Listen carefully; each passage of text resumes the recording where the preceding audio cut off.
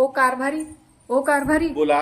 मी उद्यापासून मोबाईल नाही वापरणार. मग तू मोबाईल शिवाय जगशील आणि आम्हाला जगू देशील? किती साऱ्या लिंक येत आहेत आणि किती मेसेजेस येत आहेत, तुम्ही एवढे पैसे जिंकले, तुमचं लकी ड्रॉ मध्ये सिलेक्शन झालंय आणि फोन पण येत आहेत, बँक डिटेल भरा, असं तसं. बापरे, उगाचच काही स्कॅम झाला, फ्रॉड झाला तर मी काय करू?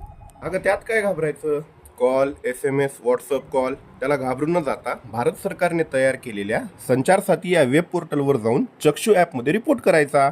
चक्षुमध्ये झालेल्या फ्रॉडची योग्य कॅटेगरी निवडायची आणि सगळा तपशील योग्य भरायचा आणि सबमिट बटनावर क्लिक करायचा आणि तक्रार नोंदवायची. मी भरेल सगळ्या डिटेल्स, पण माझं काम होईल का? अगं जे फ्रॉड करतात ना, त्यांच्या लिंकवर विश्वास ठेवून आपण सगळं अलाव करत असतो. मग हे भारत सरकारचं ॲप आहे, ह्याच्यावर विश्वास ठेवायला काय हरकत आहे? बरं आहे. एक काम कर, तुझ्या अकाउंट मधले पैसे माझ्या अकाउंट मध्ये टाकून दे. किती आहेत तुझ्या अकाउंट? 750 रुपये. बापरे, एवढे जास्त पैसे? हे जर गेले तर आपण